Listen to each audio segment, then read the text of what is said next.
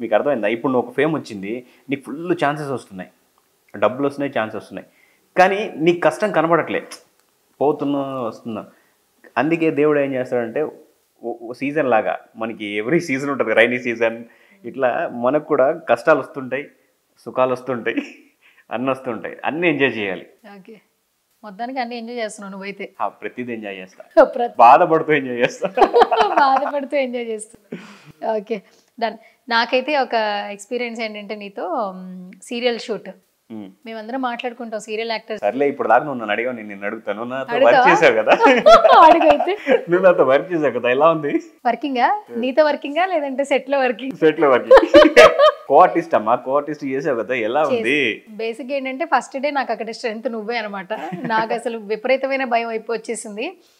Serial acting first మాకేంటంటే camera rolling మా కంట్రోల్లో ఉంటుంది, మాకు అలవాటు ఉంటుంది. యాంకరింగ్ అంటే తెలుసు, యాక్టింగ్ అంటే డైలాగ్ చెప్పాలి, వెనకాల ప్రాంప్ట్ చెప్తారు, ఏంటి కెమెరాకి ఎట్లు చూడాలో కూడా నాకు తెలియదు.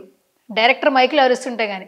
సో అప్పుడు నాకు అరుస్తున్నప్పుడు ఇంకా ఇది మనకి వల్ల కాదు, నేను ఇంక వెళ్ళిపోదాం అని ఫిక్స్ అయిపోయినప్పుడు అప్పుడు నువ్వు వచ్చి నా పక్కన కూర్చుని నాకు చెప్పింది నాకు కొంచెం స్ట్రెంత్ ఇచ్చిందని చెప్పొచ్చు. నేను చాలామందికి చెప్పాను బేసిక్గా, శ్రవణ్ నాకు చాలా సపోర్ట్ చేశాడు అని చెప్పి. ఆ తర్వాత నన్ను ఏంటంటే నాలో ఒక కాన్ఫిడెన్స్ బిల్డ్ చేసావు నీకే తెలియకుండా. ఏముండదబ్బా ఇట్లా చెప్పు అట్లా చెప్పు అని చెప్పావు కదా. సో అది నాకు చాలా ప్లస్ అయింది. అండ్ నీతో ఏంటంటే జోయల్ ఉంటావు నువ్వు. సెట్లో అందరితో ఏంటంటే నవ్విస్తావు.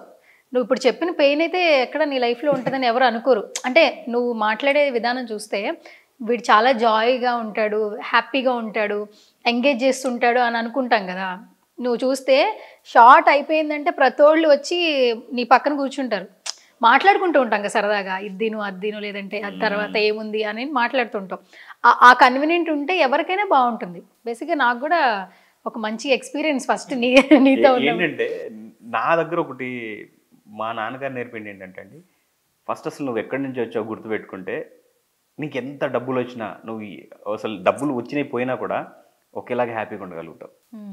ఇప్పుడున్న వాళ్ళ దగ్గర ఏంటంటే వాపుని చూసి బల్బ్ అనుకుంటారు, వాపుని చూసి బల్బ్ అనుకుంటారు. అది వాపు తగ్గితే మళ్ళీ ఏముండదు.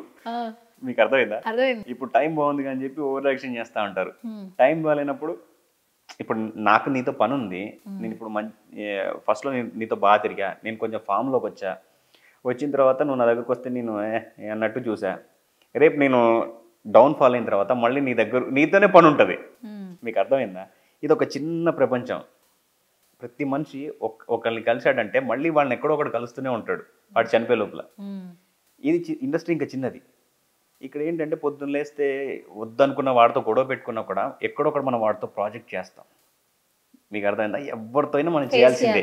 ఇంకోటి ఏంటంటే ఇక్కడ ఇన్ఫర్మేషన్ అనేది ఎమ్మటే బయటికి వెళ్ళిపోతూనే ఉంటుంది. మనం ఏదంతా సీక్రెసీ ఉంచుకున్నా కూడా బయటికి వెళ్ళిపోతూనే ఉంటుంది. అన్నప్పుడు ఇక్కడ జెన్యున్గా ఉండటం బెటర్. నాకు తెలిసి ఓపెన్గా ఉన్నాం అనుకోండి, ఎవరితో గొడవ ఉండదు, అరే వీడింతే ఉంటాడని. నాకు అప్పుడప్పుడు ఈ బిగ్ బాస్ చూడండి, అక్కడక్కడే గొడవలు జరుగుతూ ఉంటాయి. ఇక్కడ బ్యాక్ పిచ్చింగ్ ఉంటుంది, ఇక్కడ గొడవలు ఉంటాయి, ఇక్కడ గొడవలు ఉంటాయి, మళ్ళీ కలిసిపోవాలి. ఇవన్నీ ఎందుకు? అసలు అది లేకుండా ఉంటే ఇంకా హ్యాపీగా ఉంటుంది కదా, ఫేర్గా ఉంటుంది కదా ఫ్రెండ్షిప్ అనేది.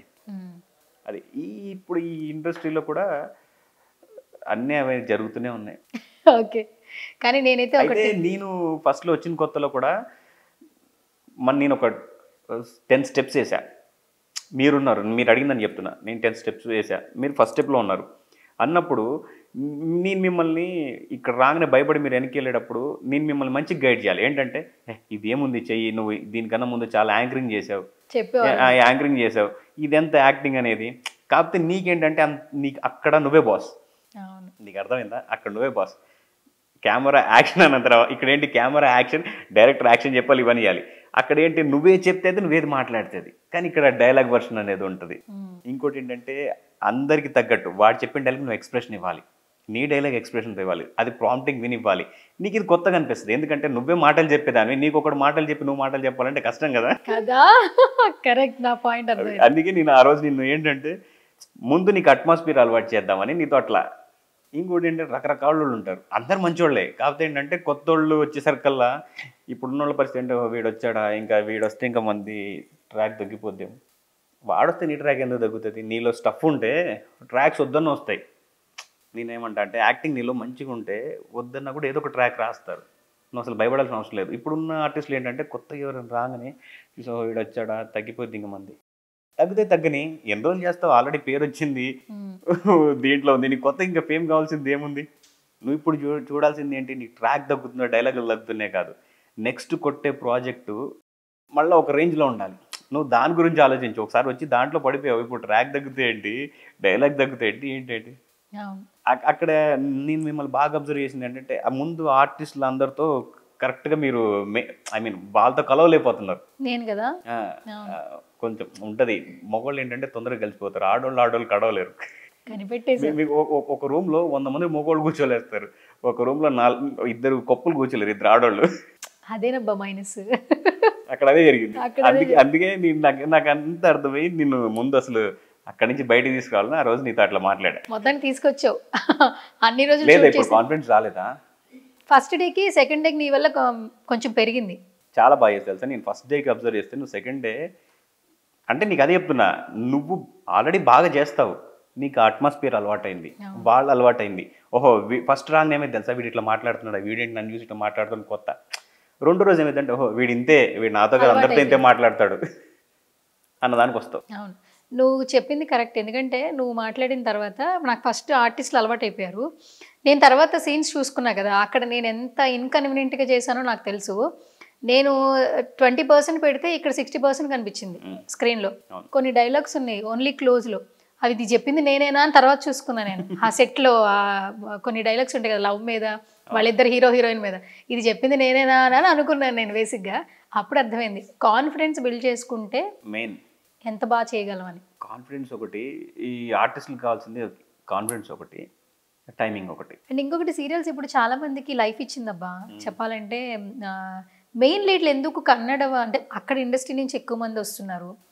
ఇప్పుడు రీసెంట్గా బేబీ ఫిలిం చూసావా, తెలుగు అమ్మాయిల గురించి ఎంత బాగా మాట్లాడారు.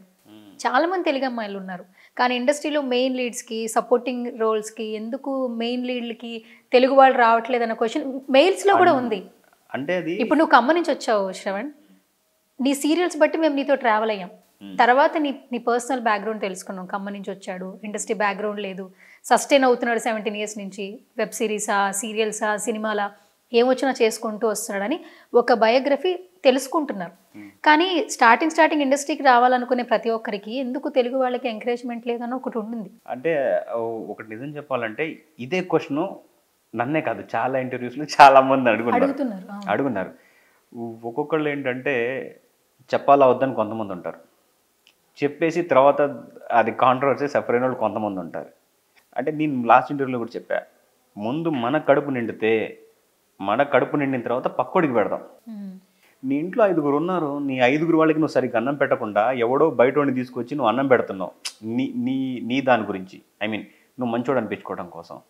ఈ 4 నిండాలి కదా కడుపు, నిన్ను నమ్ముకున్నోళ్ళు. ఇప్పుడు అదే జరుగుతుంది, ఏముండదు. ఇప్పుడు దాని గురించి మాట్లాడుకోండి, అదో పెద్ద కాంట్రవర్సీ అయిపోద్ది. నేను ఒకళ్ళని అడిగాను, నేను ఏంటండి బయట వాళ్ళని తెచ్చుకుంటా అంటే వాళ్ళు కూడా, అంటే ఎవరైతే ప్రొడ్యూసర్ వాళ్ళు కూడా కరెక్టే, మంచివాళ్ళు. వాళ్ళు చెప్పడం ఏంటంటే మాకు తెచ్చుకోవాలని ఉంటుందా. కొంతమంది ఏమో వాళ్ళు ప్రాంప్ట్గా ఉంటారు. ప్రాంప్ట్గా ఉండడం ఏంటి, ఇప్పుడు నేను చెన్నైకి వెళ్ళి వేస్తున్నా, చెన్నైలో నాకు ఒక హోటల్ ఇస్తారు, వాళ్ళు నన్ను ఆర్టిస్ట్ పెట్టుకున్నారు, హోటల్ ఇస్తారు. పొద్దున్న వెహికల్ 6:30కి వస్తుంది, నేను 6:30కి ఎక్కుతా.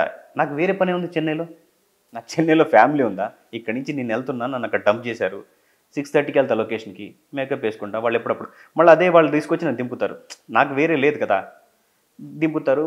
అంటే ఇప్పుడు వేరే వాళ్ళు ఇక్కడికి వచ్చి వాళ్ళని ఇక్కడ పడేసి వాళ్ళతో పని చేయించుకుంటున్నారు, ప్రాంప్ట్గా వస్తారు టైంకి. ఇక్కడ వాళ్ళు అంటే ఇప్పుడు వాళ్ళకి ఫ్యామిలీస్ ఉంటాయి, వాళ్ళన్నీ చూసుకొని రావాలి. అట్లా అని చెప్పి లేట్కి వస్తారా, కరెక్ట్గా షార్ప్ టైంకి ఉంటారు ఇక్కడ వాళ్ళు కూడా. కాకపోతే ఏంటంటే ఇంకా ఒక అపోహ, అది ఇక్కడ వాళ్ళు కొంచెం అది ఉంటుంది, ఇది మెయింటైన్ చేస్తారు, ఓవర్ యాక్షన్ చేస్తారు అయ్యని. అది ఏముండదు, ఎవరు కాదండి. ఇప్పుడు నువ్వు బయట నుంచి తెచ్చిపెట్టుకున్నావు, నీకు తక్కువకి వస్తున్నారు సపోజ్గా,